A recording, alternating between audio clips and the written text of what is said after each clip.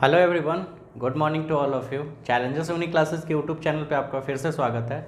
और आज हम आपके लिए लाए हैं मैथ्स का लेक्चर, जिसमें आप एप्लीकेशन ऑफ डेरिवेटिव्स का पहला चैप्टर पढ़ रहे थे, अर्थात 6.1 एक्सरसाइज आपने स्टार्ट किया था और उसमें ऑलरेडी आपने 8 तक क्वेश्चंस को सॉल्व किया था, सारे क्वेश्चंस को बनाया गया था और आप भी उस क्वेश्चंस को बनाए हैं, तो मे भी वहाँ तक आपको दिक्कत नहीं होगा। आज से हम लोग उसी एक्सरसाइज के क्वेश्चंस को बढ़ाएंगे, यानी कि 8 तक क्वेश्चंस हो चुका था, आज हम लोग 9 से क्वेश्चन स्टार्ट करेंगे और बाकी जो भी क्वेश्चंस बचेगा वो सारा आज ही खत्म कर लेंगे। तो ये एक्सरसाइज खत्म ही होने वाला है, तो चलो जल्दी से ये टॉपिक को हम लोग स्टार्ट करते हैं। तो चलिए आज के लिए सबसे पहला क्वेश्चन 9 नंबर हम लोग स्टार्ट करते हैं। क्वेश्चंस को फटाफट बनाते चलते हैं, क्या है क्वेश्चन समझते हैं। सबसे पहले मैंने बताया था कि क्वेश्चंस को 2 टाइम्स पढ़ना होता है। पहले टाइम पढ़ के ये देखना है कि क्वांटिटी क्या क्या, कौन कौन सा राशि दिया हुआ है, वो सबको लेट कर लेना है, मान लेना है। दूसरे बार ये पढ़ना है कि गिवन क्या है, ठीक है। फिर हम लोग फॉर्मूला यूज करते थे। तो चलो पढ़ते हैं 2 बार क्वेश्चन को, पहले एक बार पढ़ ले। क्वेश्चन है, एक गुब्बारा जो सदैव गोलाकार रहता है। ऑलरेडी 8 जैसा ही क्वेश्चन है। एक गुब्बारा जो सदैव गोलाकार रहता है, मतलब एक गुब्बारा है, बलून है जो हमेशा गोला रहता है, गोला के फॉर्म में, यानी स्फेरिकल, एक गोला के रूप में रहता है, एक बलून है, ठीक है। आगे कि त्रिज्या परिवर्तनशील है, यानी वो एक ऐसा बलून है जो गोल रूप में तो रहता है, स्फेरिकल रूप में तो रहता है, साथ साथ उसका जो रेडियस है, त्रिज्या, वो परिवर्तनशील है, यानी त्रिज्या परिवर्तित होने वाला है, ठीक है। यानी उसका परिवर्तित हो सकता है, त्रिज्या बदलते रह सकता है, ठीक है। अच्छा, रेडियस, त्रिज्या के सापेक्ष आयतन के परिवर्तन की दर ज्ञात करना है। सबसे पहले जब हमने क्वेश्चंस पढ़ा तो सबसे पहले त्रिज्या का नाम आया, रेडियस का, तो वो तो हम लोग मानेंगे ना, माना कि ठीक है, गोलाकार गुब्बारे की त्रिज्या, ठीक है, let radius of spherical balloon equal to R मान लिए, ठीक है। अच्छा, इसमें एक और चीज नाम आया, क्या नाम आया कि त्रिज्या के सापेक्ष आयतन के परिवर्तन की दर याद करना है। यानी अगला जो नाम आया है, गुब्बारे माना कि गोलाकार गुब्बारे की आयतन, ठीक है, यानी let volume of spherical balloon equal to V, ठीक है। ये 2 ही चीज यहाँ पे दिया हुआ अब अकॉर्डिंग टू क्वेश्चंस। अब ये देखेंगे, वापस क्वेश्चंस को पढ़ेंगे कि क्या क्या गिवन है। पढ़ते हैं, एक गुब्बारा जो सदैव गोलाकार रहता है कि त्रिज्या परिवर्तनशील है, यहाँ तक तो कुछ नहीं दिया हुआ है। त्रिज्या के सापेक्ष आयतन के परिवर्तन की दर ज्ञात कीजिए।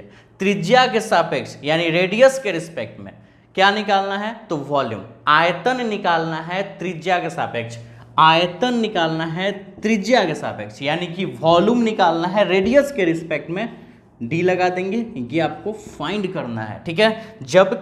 जबकि आर का वैल्यू, त्रिज्या यानी आर का वैल्यू 10 सेंटीमीटर दिया, ठीक है। अब फॉर्मूला, तो गुब्बारा है ना, और भी गोल है, ठीक है, तो गोलाकार गुब्बारे का आयतन, ठीक है, volume of spherical balloon equal to 4/3 pi R cube, क्योंकि गोला है तो उसका यही होता है वॉल्यूम, भी equal to 4/3 pi R cube volume. अब देखिए, इसको डिफ्रेंशिएट करना होगा, क्योंकि डिफरेंशिएशन करना है ना, तब ना डीवी बाई, और देख लो किसके रिस्पेक्ट में, ये तो फॉर्मूला, ये सब तो जानते हो, फॉर्मूला हमने यूज कर लिया। भी निकालना है आर के रिस्पेक्ट में, भी आया हुआ है, यानी डिफरेंशिएट कर दो, differentiate both side with respect to R, यानी आर के सापेक्ष दोनों तरफ अवकलन करने पर लिख लोगे हिंदी में, तो भी को आर के रिस्पेक्ट में, यानी डीवी बाई डी आर। इधर देखो 4/3 और पाई तीनों बाहर हो जाएगा क्योंकि कांस्टेंट है। डिफरेंशिएशन किसका निकलेगा, आर क्यू का, आर के ही रिस्पेक्ट में, ठीक है, आर के ही रिस्पेक्ट में तो निकालना है, डी लगा लिया।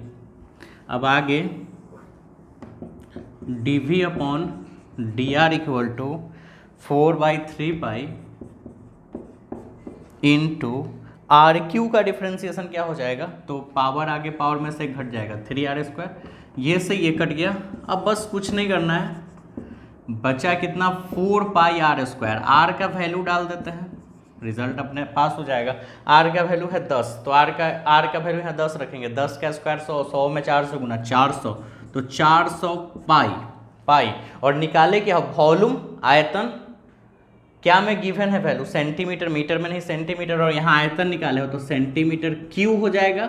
किसके रिस्पेक्ट में निकाल रहे हो, आर के रिस्पेक्ट में। डीवी बाई डी आर है तो इसके लिए तो सेंटीमीटर क्यूब हो गया। आर मतलब रेडियस ना, त्रिज्या, तो त्रिज्या के लिए तो सेंटीमीटर होगा ना, यानी सेंटीमीटर क्यूब पर सेंटीमीटर। लैंग्वेज में लिख लोगे। अतः गोलाकार गुब्बारे का आयतन 400 पाई सेंटीमीटर क्यूब पर सेंटीमीटर की दर से बढ़ रही है। इंग्लिश समझ रहे हो, उसका ट्रांसलेट कर लोगे। क्लियर है, तो ये आपका आंसर हो गया। लैंग्वेज में जरूर आप लिख लेना। चलो अब इसका आप स्क्रीनशॉट ले लो। अब हम लोग नेक्स्ट क्वेश्चंस में चलते हैं, और क्वेश्चंस 10 है, 10 नंबर क्वेश्चंस में हम लोग चलते हैं। अब ये क्वेश्चंस क्या है, इसको थोड़ा ध्यान से समझते हैं। देखिए क्वेश्चंस है कि एक 5 मीटर लंबी सीढ़ी दीवार के सहारे झुकी हुई है। सबसे पहले आपको फिगर पे समझाना होगा कि एक दीवार है, ठीक है, एक दीवार हम बना लेते हैं।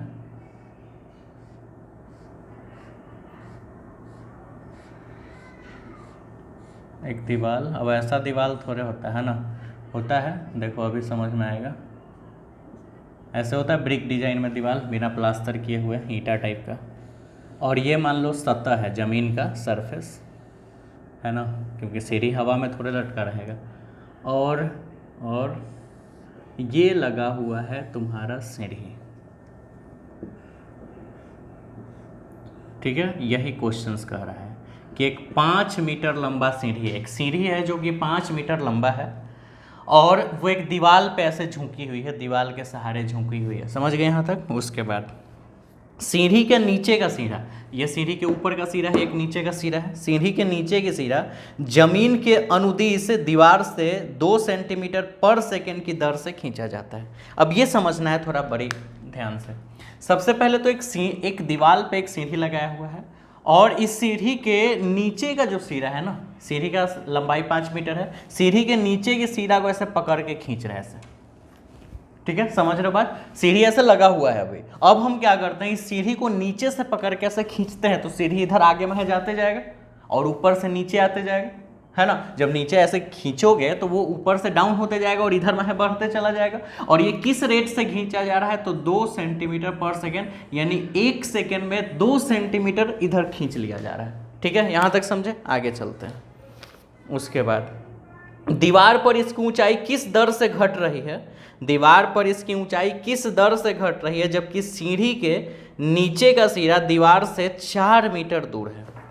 देखो क्वेश्चन है कि ये 5 मीटर लंबी सीढ़ी है, और ये सीढ़ी दीवार से अभी 4 मीटर की दूरी पर है। दीवार से कितनी दूरी पर, 4 मीटर की दूरी पर, यानी दीवार से नीचे वाला सिरा इसका 4 मीटर दूर है। ऊपर वाला तो सटा हुआ है, नीचे वाला 4 मीटर दूर है, और ये सीढ़ी 5 मीटर लंबी है। सीढ़ी को हम पकड़ के इधर खींच रहे हैं, किस रेट से, तो 1 सेकेंड में 2 सेंटीमीटर। तो जब सीढ़ी को हम खींचेंगे तो सीढ़ी आगे में बढ़ते जाएगा, तो ये वाला बढ़ रहा है। समझ रहे हो बात, ये वाला बढ़ेगा। पहले 4 मीटर था, अब 1 सेकेंड बाद 2 सेंटीमीटर बढ़ गया, तो 4 मीटर में 2 सेंटीमीटर ऐड हो जाएगा। तो हर एक सेकेंड बाद, हर एक 1 सेकेंड के बाद 2 सेंटीमीटर आगे में है, ये बढ़ते चला जा रहा है, यानी ये वैल्यू बढ़ रहा है। तो ये तो घटेगा ना। जब आप सीढ़ी को ध्यान समझो, सीढ़ी को जब हम खींचेंगे तो सीढ़ी इधर जाते जाएगा, तो ये वाला लेंथ बढ़ते चला जाएगा, लेकिन इधर से सीढ़ी नीचे आते चला जाएगा, तो इधर से हाइट कमेगा। तो यही आपको निकालना है कि अगर हम सीढ़ी को खींच रहे हैं तो ये वाला अगर 2 सेंटीमीटर पर सेकेंड से बढ़ रहा है, क्योंकि अगर आप इस रेट में खींच रहे हो, 1 सेकेंड में अगर 2 सेंटीमीटर खींच दे रहे हो, ठीक है, इसका मतलब ये वाला 2 सेंटीमीटर बढ़ जा रहा है, तो ये कितना घटेगा 1 सेकेंड में, ये कितना घटेगा। अगर 1 सेकेंड में ये 2 सेंटीमीटर बढ़ रहा है, तो ये 1 सेकेंड में कितना घटेगा, यही आपको निकालना है, ठीक है। अब इसको बनाते हैं, बहुत सिंपल क्वेश्चन। आप समझ गए, वापस एक बार फिर से समझ लो। एक सीढ़ी है जो 5 मीटर लंबा है, दीवार से 4 मीटर दूर है, ठीक है। जब हम इस सीढ़ी को नीचे से पकड़ के खींच रहे हैं, तो ये 1 सेकेंड में 2 सेंटीमीटर खींच दे रहे हैं। इसका मतलब ये लेंथ बढ़ जा रहा है 2 सेंटीमीटर, लेकिन ये तो घट रहा होगा ना। तो कितना घट रहा है, क्या 2 सेंटीमीटर घट रहा है या कुछ और, वो तो आपको निकाल के देखना होगा। तो चलो देखते हैं, एक काम करते हैं, इसको मान लेते हैं x, ठीक है, इसको मान लेते हैं y, ठीक है, अभी कुछ देर के लिए, और ये तो 5 है, ठीक है। इसको ये भी 4 है लेकिन इसमें चेंजिंग हो रहा है ना, ये तो फिक्स है कि 5 ही रहेगा, लेकिन ये फिक्स नहीं है, ये भी घट रहा है, तो इसको हम कुछ, क्योंकि घट रहा है तो चेंज हो रहा है, तो चेंज हो रहा है तो हमको एक ऐसा डिजिट मान लिया जो चेंजेबल है ना, कांस्टेंट ना मान के हमने एक वेरिएबल मान लिया। और ये भी तो बढ़ रहा है, पहले 4 मीटर था लेकिन बढ़ रहा है, तो इसमें भी वेरिएबल एक चीज़ चाहिए, तो y मान लिए। लेकिन सीढ़ी 5 मीटर ही रह जाएगा, सीढ़ी खींच के लंबा थोड़े करोगे, बांस का सीढ़ी या लोहा का सीढ़ी वो वही रह जाएगा, ठीक है, तो उसको हम फिक्स ही छोड़ दिए। अब देखो तो ये पाइथागोरस थ्योरम बन जाएगा, क्योंकि राइट एंगल ट्रायंगल है, समकोण त्रिभुज, ठीक है ना। तो फ्रॉम पाइथागोरस थ्योरम, ठीक है, X square plus Y square equal to 5 का स्क्वायर, ठीक है, perpendicular square plus base square plus equal to hypotenuse square, X square plus Y square equal to 25। इसको कर लेते इक्वेशन फर्स्ट, आगे काम आएगा।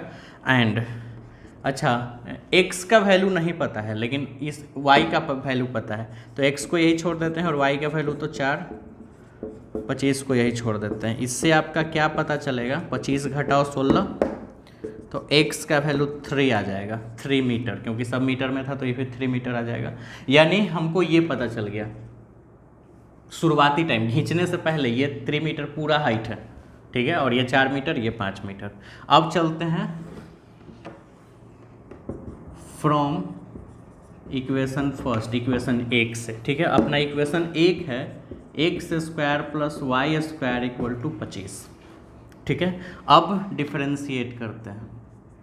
अच्छा, एक चीज़, differentiate both side with respect to X with respect to T, क्यों टी वो बताते हैं। अच्छा, हिंदी में तो लिख ही लोगे, टी क्यों, क्योंकि y का वैल्यू 4 मीटर है, x का वैल्यू आपने निकाला 3 मीटर, ठीक है, और सीढ़ी की लंबाई 5 मीटर है, वो तो किसी चीज़ को वो माने नहीं है, तो आप मान लो कि सीढ़ी की लंबाई 5 मीटर है, ठीक है, या इंग्लिश में लिख सकते हैं लेंथ ऑफ लैडर, या हिंदी में सीढ़ी की लंबाई 5 मीटर। लेकिन एक चीज़ दिया हुआ था, ये 2 सेंटीमीटर पर सेकेंड। जब हम सीढ़ी को खींच रहे हैं तो किस रेट से खींच रहे हैं, 2 सेंटीमीटर पर सेकेंड, यानी 2 सेंटीमीटर खींच दे रहे हैं 1 सेकेंड में। तो जब खींचोगे तो ये वाला बढ़ेगा, ठीक है, यानी यही ना तुम बढ़ा रहे हो, y बढ़ा रहे हो, जब खींच रहे हो इसका मतलब ये लेंथ बढ़ा रहे हो, तो तुम y बढ़ा रहे हो, y बढ़ा रहे हो कितना, 2 सेंटीमीटर, किसके रिस्पेक्ट में, सेकेंड के रिस्पेक्ट में, यानी पक्का t के रिस्पेक्ट में टाइम, तो dy बटे dt का वैल्यू है 2 सेंटीमीटर पर सेकेंड। और निकालना तुमको क्या है, अच्छा, जब ये बढ़ रहा है तो ये कितना घट रहा है, तो x टाइम के रिस्पेक्ट में क्या होगा, कितना होगा, घटेगा कि बढ़ेगा, वो निकालना है। बस आंसर माइनस में आ गया तो घट गया, और अगर प्लस में आ गया तो बढ़ गया। तो देख लेंगे कितना होगा, अब देख लेते हैं बना के, यानी dx अपॉन dt का वैल्यू आपको निकालना है। डिफरेंशिएशन करो, एक्स स्क्वायर को x के रिस्पेक्ट में और x को t के रिस्पेक्ट में, ठीक है, क्योंकि t के रिस्पेक्ट में निकालना है। y स्क्वायर को y के रिस्पेक्ट में, y को t के रिस्पेक्ट में, और t के रिस्पेक्ट में क्यों निकाल रहे हैं, क्योंकि क्वेश्चन दिया था 2 सेंटीमीटर पर सेकेंड, और इक्वल टू 25 का डिफरेंशिएशन 0 संख्या है ना, 2x into D X by D T, 2y into D Y बटे D T equal to 0। Value रखते हैं 2 गुने x का वैल्यू पता है कितना, 3, dx अपॉन डी टी निकालना है, ठीक है, प्लस 2y, y का वैल्यू 4 है ना, y का वैल्यू 4 यहाँ भी लिखा हुआ है 4, और dy बटे dt का भी वैल्यू पता है 2 इक्वल टू 0, ठीक है। तो 6 गुने dx अपॉन dt, और 2 दूना 4, 4 चौको 16, 16 उधर चला जाएगा -16, ठीक है। तो dx अपॉन dt बराबर -16/6, काटो 8 3, यानी dx बाई dt बराबर -8/3, माइनस में आया है। अच्छा, x है तो सेंटीमीटर ना, क्योंकि x तो एक लेंथ है, और किसके रिस्पेक्ट में, टाइम के रिस्पेक्ट में, तो पर सेकेंड हो गया। आप देखो माइनस में आया है, यानी कि जब हम इसको खींचे तो ये जो लेंथ था, 1 सेकेंड में 2 सेंटीमीटर बढ़ जा रहा है, और ये वाला जो हाइट है, ऊंचाई, ये 8/3 सेंटीमीटर घट जा रहा है, माइनस में आया, इसका मतलब घट जा रहा है। लैंग्वेज में लिख लोगे, अतः सीढ़ी जो है सीढ़ी का जो ऊंचाई है वो 1 सेकेंड में 8/3 घट जा रहा है। यही भी लिख सकते हैं सीढ़ी की जो ऊंचाई है वो 8/3 सेंटीमीटर पर सेकेंड की दर से घट रही है। इंग्लिश ट्रांसलेट कर लोगे तो ये तुम्हारा आंसर आ गया। ठीक है, चलो अब इसको आप प्रैक्टिस करो, स्क्रीनशॉट ले लो। क्वेश्चंस में चलते हैं और क्वेश्चंस नंबर 11 पढ़ लेते हैं। क्वेश्चंस क्या है, थोड़ा अलग अलग टाइप का क्वेश्चन है लेकिन कोई दम नहीं, आराम से बनते जाएगा। एक कण वक्र, एक कण मतलब पार्टिकल, एक पार्टिकल वक्र पे मूव कर रहा है। ध्यान से समझो, कोई भी एक वक्र है, वक्र यानी कर्व, इंग्लिश में कर्व बोलते हैं। ऐसा कर्व मतलब स्ट्रेट लाइन ना हो के जैसे तैसे हो जाए, है ना, ऐसे लाइन हो जाए, ऐसे लाइन हो जाए, ऐसे लाइन हो जाए, या ऐसे लाइन हो जाए, कुछ भी हो जाए, ये कर्व है। ठीक है, वक्र जिसको बोलते हैं, स्ट्रेट लाइन नहीं है, कर्व लाइन है। ठीक है, उस कर्व लाइन पर एक पार्टिकल, एक छोटा सा पार्टिकल उस कर्व लाइन पे मान लो मूव कर रहा है, और उस कर्व लाइन का इक्वेशन दिया हुआ है 6y = x³ + 2। बहुत सिंपल क्वेश्चन है, बस समझना है सर। एक पार्टिकल है जो कि किसी भी कर्व पे, कर्व है, कोई भी कर्व है जिसका इक्वेशन इतना दिया हो, उस पर वो मूव कर रहा है। उसके बाद क्या कह रहा है कि वक्र पर उन बिंदुओं को ज्ञात कीजिए। इस पर पार्टिकल्स मूव कर रहा है और इस वक्र पर कोई एक बिंदु है, कोई भी बिंदु है, यहाँ कहीं भी एक बिंदु है, उसको ज्ञात करना है, यानी xy का मान ज्ञात करना है। लेकिन किस बिंदु को ज्ञात करना है? सबसे पहले एक पार्टिकल है कण जो एक वक्र पे मूव कर रहा है, उस वक्र कर्व का इक्वेशन इतना दिया हुआ है, और उसी वक्र पर कहीं एक बिंदु है जिसको आपको फाइंड करना है। आगे कंडीशन पढ़िए, जहां x निर्देशांक की तुलना में y निर्देशांक 8 गुना ज्यादा तेज चल रहा है। ठीक है, क्या कह रहा है कि x निर्देशांक मतलब x कोऑर्डिनेट्स, ठीक है, x कोऑर्डिनेट्स यानी x निर्देशांक की तुलना में y कोऑर्डिनेट्स जो है, ठीक है, वो 8 गुना ज्यादा तेजी से चल रहा है। मतलब इससे ज्यादा तेज y गुना चल रहा है। इसका मतलब y बड़ा है, समझ रहे हो ना बात। अगर x से y 8 गुना ज्यादा तेजी से चल रहा है, इसका मतलब y बड़ा है, ज्यादा तेजी से चल रहा है, और x छोटा है। यही चीज समझिए। अगर मान लीजिए राम है और श्याम है, ध्यान से समझिएगा, राम के पास अगर 10 रुपया है और श्याम के पास 5 रुपया है, तो ये बात तो पक्का है कि राम जो है वो श्याम से 2 गुना ज्यादा है, क्योंकि राम के पास 10 है, श्याम के पास 5, तो राम श्याम से 2 गुना ज्यादा है। अगर इनके बीच में अगर हमको बराबर करना हो तो वो 2 इसमें गुना करे या 2 इसमें गुना करे। 2 इसमें गुना करेंगे तब ना दोनों बराबर आएगा, इक्वल का साइन सही होगा। यानी दोनों को इक्वल करने के लिए हमको छोटे वाले में मल्टीप्लाई करना होगा। तो यही चीज है, कह रहा है क्वेश्चंस कि x के कंपैरिजन में y ज्यादा तेजी से बढ़ रहा है। y ज्यादा तेजी से बढ़ रहा है, इसका मतलब y बड़ा है और x छोटा है। y बड़ा है, x छोटा है, तो ये दोनों को मल्टीप्लाई कर, ये दोनों को बराबर करने के लिए 8 से गुना छोटे वाले में होगा ना, यानी x में, और बदल रहा है तो पक्का टाइम के रिस्पेक्ट में बदल रहा होगा। x कोऑर्डिनेट्स, y कोऑर्डिनेट्स और x कोऑर्डिनेट्स भी टाइम के रूप में बदल रहा है। समझ रहे हो? वापस फिर से कह रहा है कि x निर्देशांक की तुलना में, यानी x कोऑर्डिनेट्स के कंपैरिजन में y कोऑर्डिनेट्स 8 गुना ज्यादा तीव्रता से बदल रहा है, यानी y ज्यादा तेज बदल रहा है, इसका मतलब y बड़ा है। और दोनों को बराबर करने के लिए, जैसे राम और श्याम का एग्जांपल फिर से, 10 रुपया 5 रुपया, बराबर करने के लिए छोटे वाले में 2 से गुना करेंगे तब ना दो। हाँ, तो उसी तरह y ज्यादा बड़ा है और x छोटा है, क्योंकि y ज्यादा तेजी से बदल रहा है। जब बराबर करना होगा तो छोटे वाले में 8 से मल्टीप्लाई करेंगे ना। अच्छा, तो y बराबर 8 गुने x, लेकिन सिर्फ x और y नहीं होगा, बट्टा में t लगाएगा और d भी, क्योंकि बदल रहा है तो ये टाइम के रिस्पेक्ट में बदल रहा होगा। ठीक है, समझ गए? ये क्वेश्चंस कह रहा है। अब आपको बिंदु निकालना है, यानी x और y का वैल्यू निकाल देना है। चलो निकाल लेते हैं, बहुत सिंपल सा। ये तो अकॉर्डिंग टू क्वेश्चंस दिया हुआ था, इसमें कुछ मानने का ज़रूरत नहीं पड़ा। अब चलते हैं इससे, नाउ अब इससे, ठीक है, 6y = x³ + 2, डिफरेंशिएशन निकालते हैं। Differentiation both side with respect to x, यानी दोनों तरफ x के सापेक्ष, t के सापेक्ष डिफरेंशिएट करने पर, क्योंकि क्वेश्चन में t गिवन है। ठीक है, 6 y को t के रिस्पेक्ट में, x³ को x के रिस्पेक्ट में, और फिर x को t के रिस्पेक्ट में। समझ रहे हो? पावर के कारण ऐसा हुआ। और 2 का डिफरेंशिएशन 0, क्योंकि कांस्टेंट है। 6 × dy/dt, ठीक है, उसके 3x² into D X by D T, 3x² into D X by D T, और जीरो तो खत्म हो गया, ठीक है, क्योंकि इसका पावर आगे पावर में से घट गया। अब देखिए काम करते हैं, D Y by D T के जगह ये रख सकते हैं, डी वाई बटे डी टी के जगह 8 into D X by D T रख सकते हैं, ठीक है, और इधर वही छोड़ देते हैं D X upon D T. तो D X upon D T से D X upon D T cut गया, तो अब क्या बचा, ठीक है, 8 छक 48, और उधर बचा 3x², 16 तिया 48, यानी x² इक्वल टू 16, x बराबर √16, यानी x का वैल्यू +-4, +4 भी हो सकता है और -4 भी, ठीक है।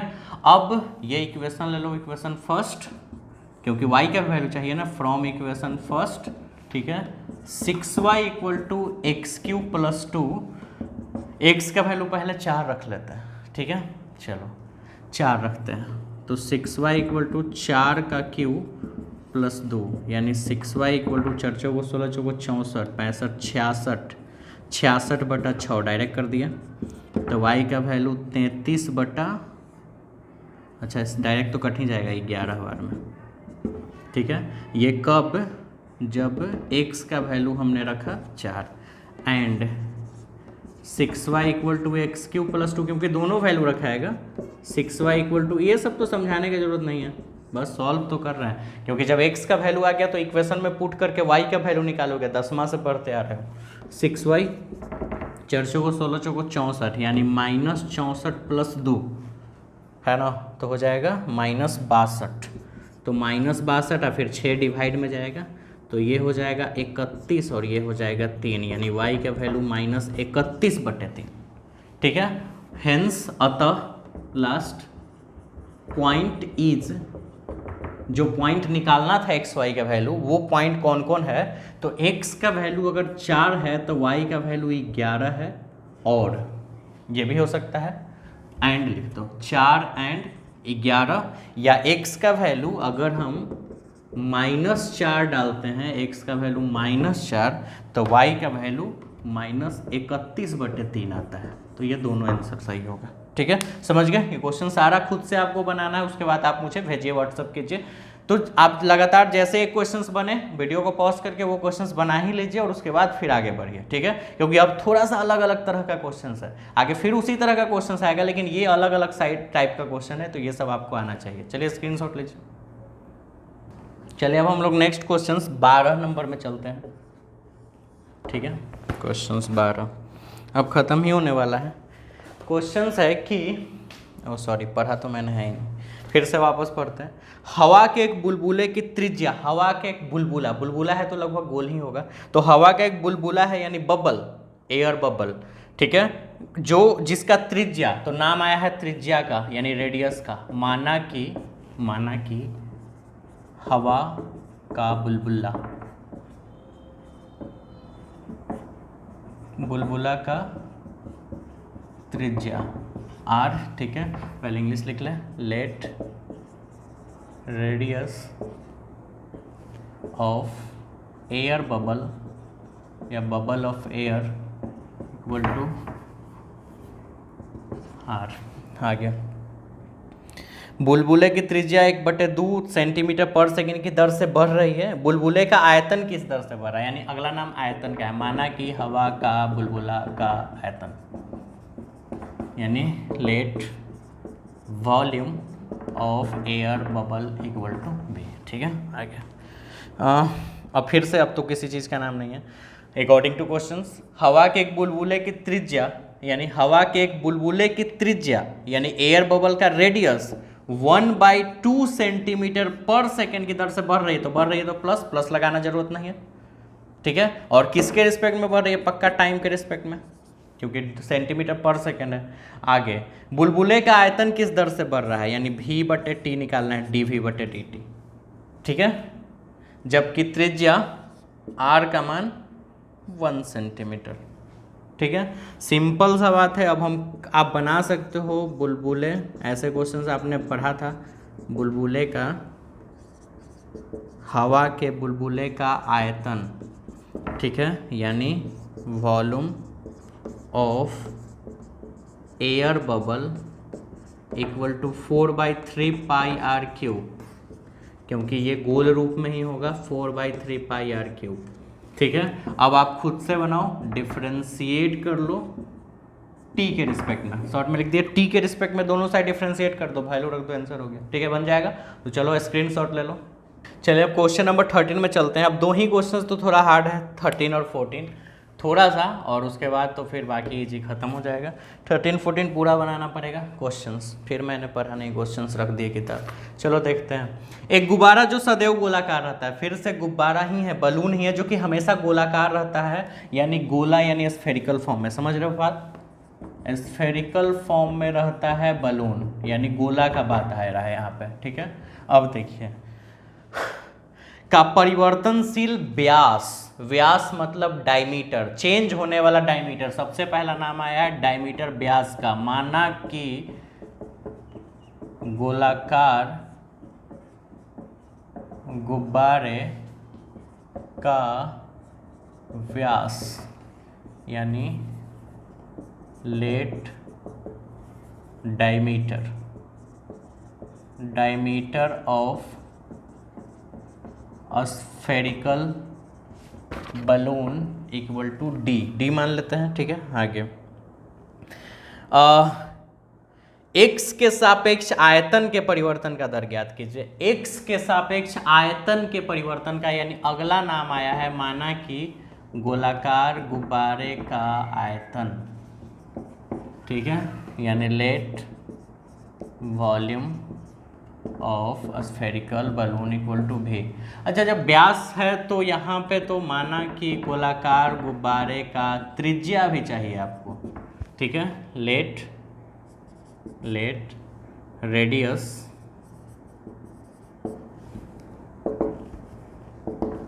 Of spherical balloon equal to R, radius भी चाहिए ही चाहिए। ठीक है, आगे क्योंकि बलून के वॉल्यूम के फॉर्मूला में रेडियस ही आएगा, हालांकि डायमीटर के फॉर्म में भी तोड़ा जा सकता है, लेकिन रेडियस में आसान रहेगा तो रेडियस भी हमने मान लिया। सेकेंड बार क्वेश्चंस पढ़ते हैं। एक गुब्बारा जो सदैव गोलाकार रहता है का परिवर्तनशील व्यास, व्यास मतलब डी का मान, ठीक है 3/2 2x + 1, ये व्यास का मान है। x के सापेक्ष आयतन के परिवर्तन का दर निकाले, यानी आयतन यानी वॉल्यूम के चेंज, रेट ऑफ चेंज निकालना है, परिवर्तन का दर x के सापेक्ष यानी x के रिस्पेक्ट में dv/dx, ये आपको फाइंड करना है। ठीक है, r का वैल्यू कितना हो जाएगा, तो डायमीटर का आधा कर देंगे ना, ये हो जाएगा r का वैल्यू, डायमीटर यानी व्यास का आधा त्रिज्या होता है, तो 3/2 2x + 1 को 2 से जब डिवाइड करेंगे तो ये 2 मल्टीप्लाई हो जाएगा 4, है ना।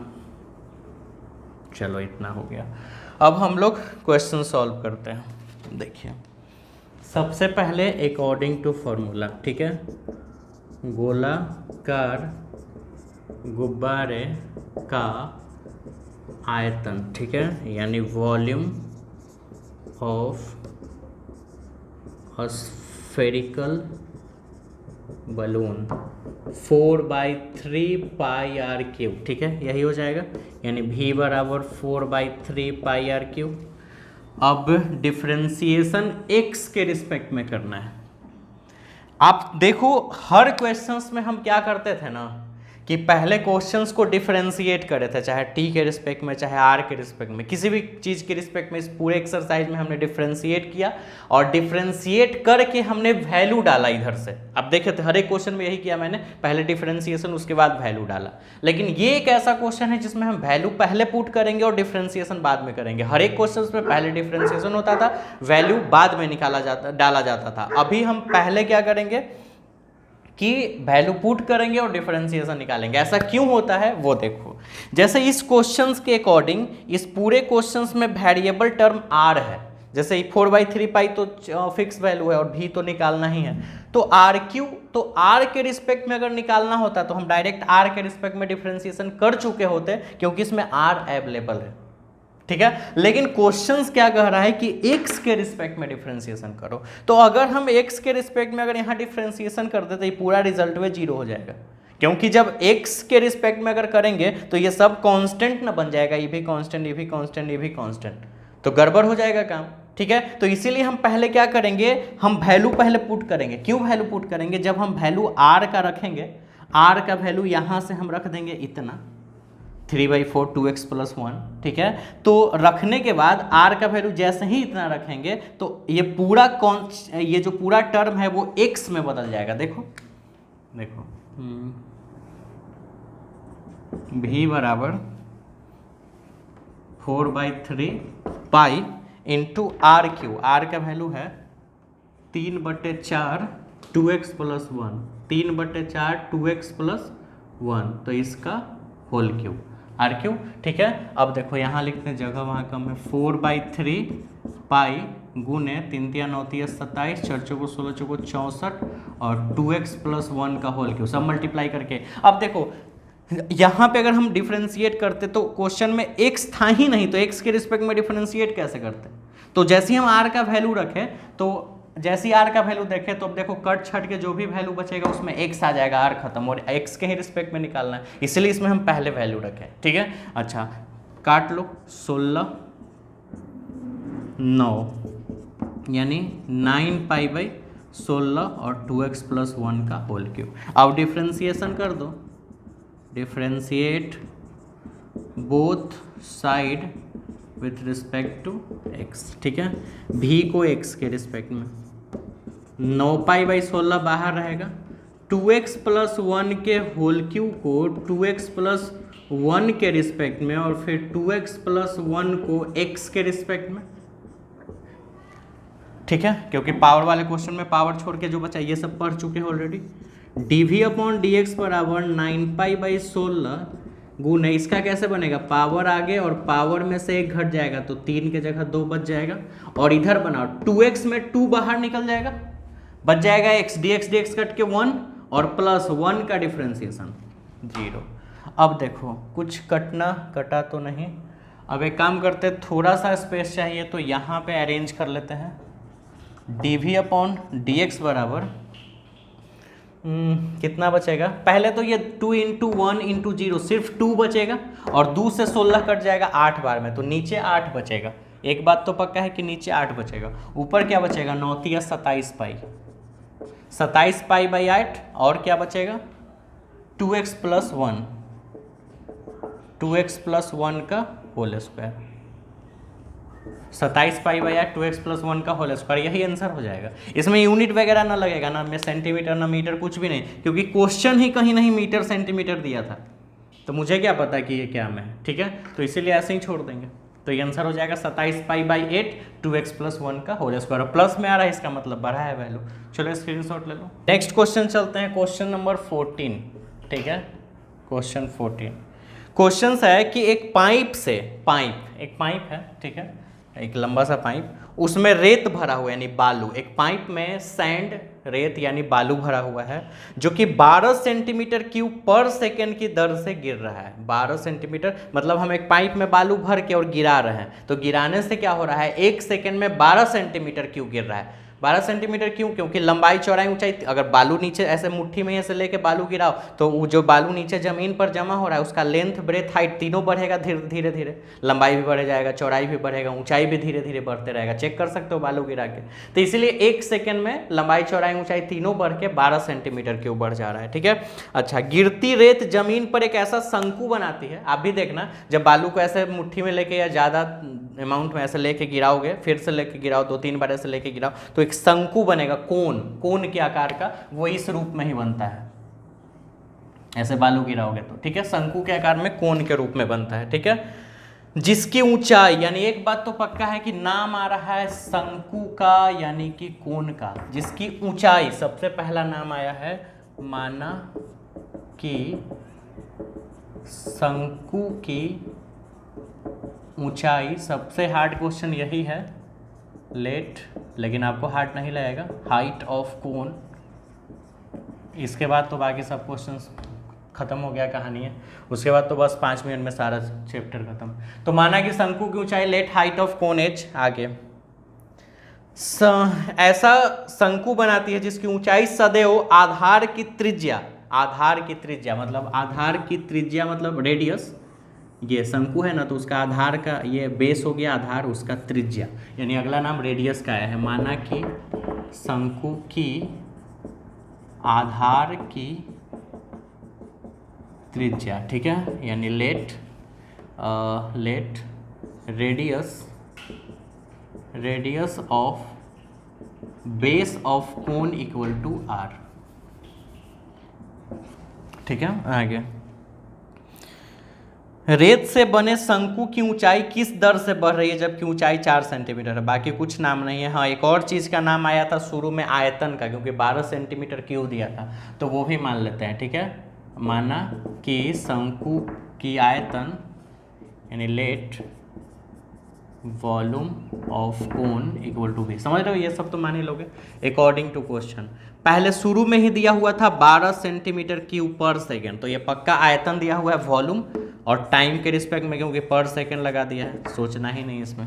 आगे कह रहा है उसके बाद जिसकी ऊंचाई मतलब हाइट h आधार की त्रिज्या का छठा भाग है, यानी कि आधार जिसका जो मतलब एक ऐसा शंकु है जिसका जो हाइट है, हाइट और ये रेडियस हो गया, हाइट जो है वो हमेशा रेडियस का छठा भाग है, समझ रहे हो बात। यानी रेडियस को अगर 6 से डिवाइड करो तो उसका h रहता है हमेशा, ठीक है। आगे, रेत से बने शंकु की ऊंचाई किस दर से बढ़ रही है, यानी ऊंचाई किस दर से बढ़ रही है, यानी dh/dt, ये नहीं निकालना है किस दर से ये बढ़ रही है, प्लस में आना चाहिए वैल्यू क्योंकि बढ़ रही है, जबकि ऊंचाई h का मान है 4 सेंटीमीटर, यानी अभी 4 सेंटीमीटर इसका लंबाई है। बालू लगातार गिरते जा रहा है तो उसका ऊंचाई बढ़ते जाएगा, तो किस रेट से बढ़ रहा है, जबकि इसका हाइट हमेशा रेडियस के 6th भाग होता है, 1/6 भाग, ठीक है। चलो अब आगे चलते हैं। देखिए अब फॉर्मूला लगाते हैं, शंकु का आयतन का ही फॉर्मूला लगेगा, शंकु का आयतन यानी वॉल्यूम ऑफ कोन, ठीक है।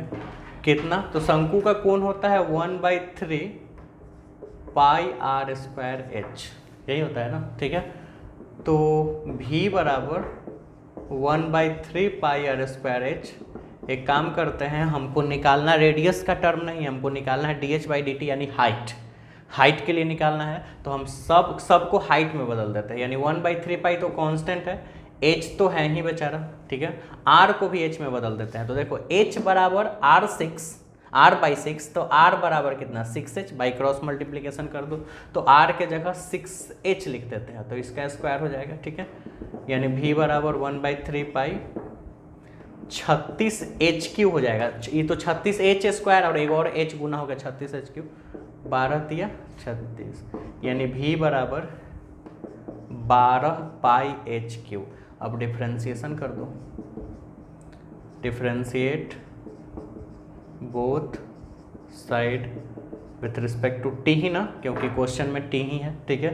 तो v/t 12 पाई आगे रह जाएगा और h³ का डिफ्रेंसिएशन h के रिस्पेक्ट में और फिर h को t के रिस्पेक्ट में, ठीक है। उसके बाद dv/dt का वैल्यू होगा दिया हुआ कितना 12, ठीक है, 12 पाई गुने इसका हो जाएगा 3h² इंटू dh/dt, ठीक है।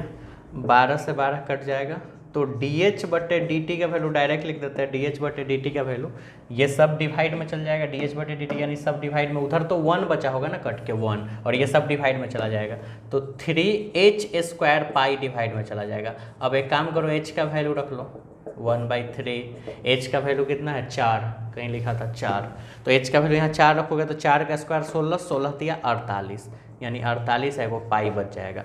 h है यानी हाइट, तो इसके लिए सेंटीमीटर होगा, बटा में t है तो टाइम के लिए पक्का सेकेंड, यानी 1/48 पाई सेंटीमीटर पर सेकेंड, यानी जो शंकु तुम बालू से बना रहे हो गिरा के, वो 1 सेकेंड में उसका ऊंचाई 1/48 पाई सेंटीमीटर बढ़ जा रहा है, यानी शंकु के ऊंचाई का जो बढ़ने का दर है वो 1/48 पाई सेंटीमीटर पर सेकेंड है, ठीक है। तो ये आपका आंसर हो गया, चलिए स्क्रीनशॉट ले लीजिए। 15 नंबर क्वेश्चन पढ़ते हैं। 15 नंबर अगर आप क्वेश्चंस पढ़ लोगे तो फिर 17 और 18 आपका खत्म हो जाएगा। सॉरी 15 अगर पढ़ लोगे तो 16 और 18 बना पाओगे, एक 17 बचेगा, जो भी वो भी आप बना सकते हो। लेकिन पहले आप देख लो 15 में आप 15 पढ़ाने के बाद आप 16 और 18 खुद से बनाओगे, दोनों सब एक जैसा क्वेश्चन है। क्वेश्चन है कि एक वस्तु, एक कंपनी है जो प्रोडक्ट बनाती है और उसमें टोटल उसको जो खर्चा लगता है प्रोडक्ट बनाने में, उसका एक इक्वेशन तैयार किया हुआ है।